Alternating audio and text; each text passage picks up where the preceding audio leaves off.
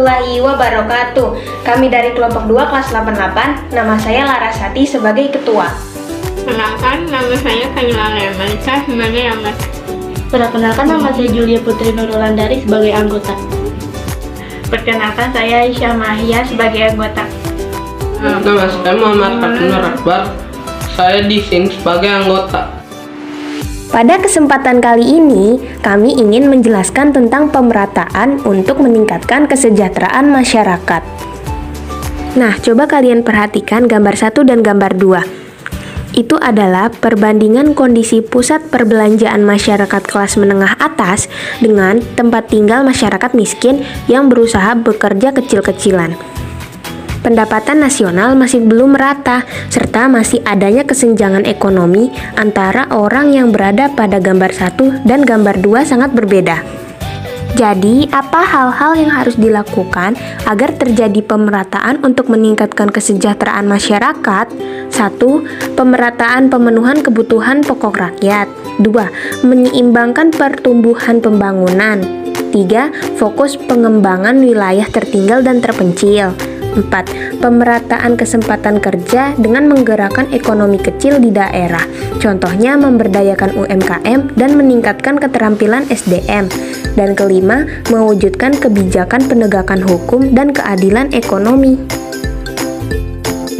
Langkah pemerintah juga melakukan redistribusi, yaitu pendistribusian kembali pendapatan masyarakat kelompok kaya kepada masyarakat kelompok miskin, baik berasal dari pajak ataupun pungutan-pungutan lain.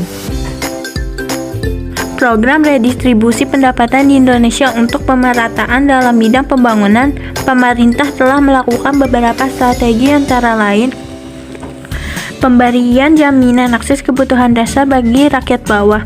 Langkah awal dalam upaya pemerataan pendapatan di masyarakat adalah dengan memenuhi kebutuhan rakyat terlebih dahulu. Kebutuhan tersebut mencakup dasar, sandang, pangan, papan, akses kesehatan dan pendidikan. Contohnya bantuan langsung tunai atau BLT, bantuan tunai bersyarat atau BTB, program keluarga harapan atau PKH. Jaminan sosial, bantuan operasi sekolah atau BOS, dan jaminan kesehatan bermasyarakat Jamkesmas. Kredit lunak dan pinjaman kredit berbasis komunitas atau bisa dipanggil KUR, kredit usaha rakyat. Dengan kebijakan KUR, UMKM akan terhindar dari kendala aturan-aturan perbankan yang menyulitkan mereka untuk mendapatkan pinjaman modal dari lembaga keuangan formal atau bisa dipanggil LKF. Pengembangan usaha atau industri kecil. Ada alasan mengapa usaha kecil perlu dikembangkan, yaitu usaha kecil menyerap banyak tenaga kerja serta pengurangan jumlah kemiskinan. Upaya lain dalam melaksanakan pemberdayaan UMKM melalui penerapan Program Nasional Pemberdayaan Masyarakat Mandiri Pedesaan atau PNPM Mandiri Pedesaan merupakan salah satu mekanisme program pemberdayaan masyarakat yang digunakan PNPM Mandiri dalam upaya mempercepat pemerataan pendapatan. Pemerintah bekerja sama dengan swasta lokal dan asing untuk menjalankan program Corporate Social Responsibility (CSR). CSR dapat dijadikan sebagai salah satu indikator tanggung jawab sosial untuk membantu mengembangkan dunia usaha kecil, menengah, dan koperasi. Pemerintah konsisten dalam mewujudkan kebijakan penegakan hukum dan keadilan ekonomi. Peran pemerintah sangatlah besar sebagai pembuat strategi dan kebijakan-kebijakan dalam menciptakan pembagian pendapatan di golongan masyarakat yang lebih merata dan berperan secara aktif dalam pelaksanaan program pemerataan pendapatan di masyarakat. Alternatif praktik redistribusi pendapatan di Indonesia. Pemerintah sebagai pembuat kebijakan telah mengusahakan beberapa hal terkait dengan alternatif pendistribusian pendapatan, yaitu subsidi dan pengenaan pajak. Dalam subsidi, Rangka pendistribusian pendapatan pemerintah berupaya untuk mendorong usaha kecil dan menengah agar tetap hidup dan memiliki daya saing. Maka dari itu, pemerintah memberikan subsidi baik berupa potongan harga ataupun memberikan tambahan modal kepada produsen.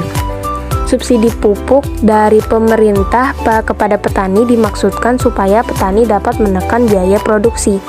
Dengan harga pupuk yang lebih rendah, diharapkan para petani dapat menjual hasil pertanian dengan harga yang lebih rendah, sehingga dapat bersaing. Subsidi BBM diperuntukkan bagi kalangan menengah ke bawah. Pemberian subsidi bahan bakar ini diharapkan dapat menekan beban biaya transportasi. Kedua, pengenaan pajak. Selain pemberian subsidi, cara lain yang digunakan pemerintah untuk mendistribusikan pendapatan adalah dengan pengenaan pajak. Terdapat banyak jenis pajak di Indonesia, antara lain pajak penghasilan, pajak kendaraan bermotor, pajak terhadap barang mewah, dan sebagainya. Pajak merupakan sumber penerimaan terbesar negara. Berbagai proyek pemerintah dibiayai dari hasil pembayaran pajak dari masyarakat.